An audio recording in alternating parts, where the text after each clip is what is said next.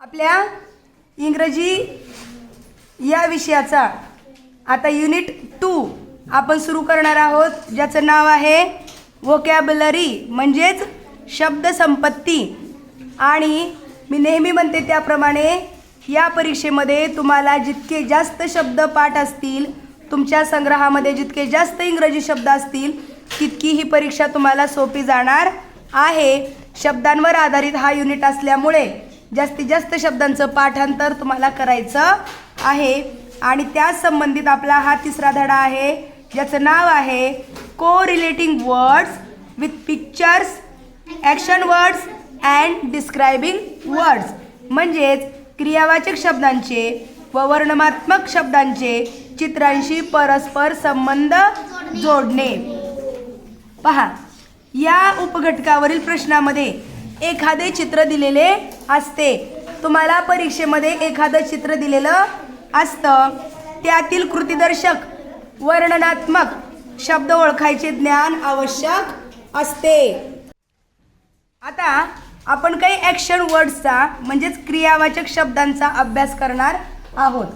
इथं काही चित्र दिलेली आहेत आणि त्या चित्राशी संबंधित काही शब्द दिलेले आहेत, जसं की EAT इट म्हणजे जेवण, DRINK ड्रिंक म्हणजे पिणे, SIT सिट म्हणजे बसणे, STAND स्टँड म्हणजे उभे राहणे, PLAY प्ले म्हणजे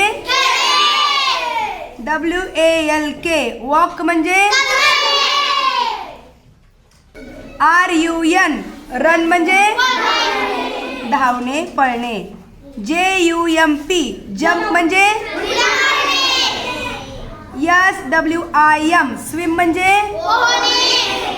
DANCE डान्स म्हणजे READ रीड म्हणजे WRITE राईट म्हणजे COME कम म्हणजे येणे, GO गो म्हणजे OPEN ओपन म्हणजे SHUT शट म्हणजे बंद करणे, HIDE हाईड म्हणजे लपणे, SLEEP स्लीप म्हणजे झोपणे, BEND बेंड म्हणजे वाकणे, SMILE स्माइल म्हणजे हसणे, LAUGH लाफ मीन्स आता हे स्माइल आणि लाफ मध्ये थोडासा फरक आहे। स्माइल म्हणजे स्मित करणे म्हणजे गालातल्या गालात हसणे, आणि लाफ म्हणजे बघा ही मुलगी कशी गालातल्या गालात हसली का, मोठ्यानं हसतीये नाही का, त्याला म्हणायचं लाफ, आणि हळूच खुदकन हसणं त्याला म्हणायचं स्माइल।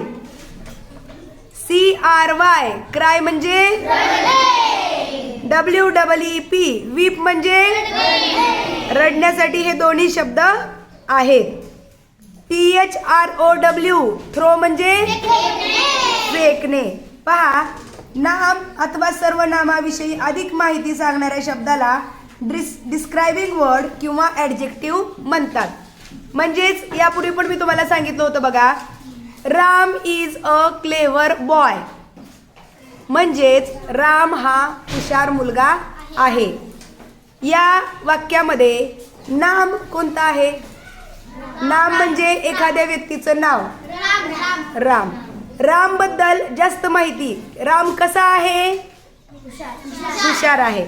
नामाबद्दल जास्त माहिती कोणत्या शब्दानं सांगितली? हुशार या शब्दानं, म्हणजेच इंग्रजीमध्ये त्याला क्लेवर असं म्हणतो। Ram is a clever boy म्हणजे मराठीत हुशार, म्हणजेच इंग्रजीत क्लेवर, हे काय झालं? डिस्क्रायबिंग वर्ड म्हणजेच ॲडजेक्टिव्ह। पहा, इथे आपण काही उदाहरणं पाहूया। बोल्ड गर्ल म्हणजे धीट मुलगी, मुलगी कशी मुलगी? धीट म्हणजे बोल्ड हे काय झालं? ॲडजेक्टिव्ह झालं, डिस्क्रायबिंग वर्ड झाला। स्ट्रॉंग मॅन कसला माणूस? स्ट्रॉंग नाही का, म्हणजे स्ट्रॉंग हे काय झालं? ॲडजेक्टिव्ह झालं। लार्ज ग्राउंड म्हणजे मोठं मैदान. कसलं मैदान? मग मोठं म्हणजेच लार्ज. हे काय झालं? ॲडजेक्टिव्ह म्हणजे डिस्क्रायबिंग वर्ड. व्हाईट शर्ट म्हणजे पांढरा सदरा किंवा पांढरा शर्ट. कसला शर्ट? मग व्हाईट हा शब्द काय झाला? ॲडजेक्टिव्ह म्हणजे डिस्क्रायबिंग वर्ड. तर या पाठावर कशा प्रकारचे प्रश्न परीक्षेत पडतात ते आता आपण पाहणार आहोत.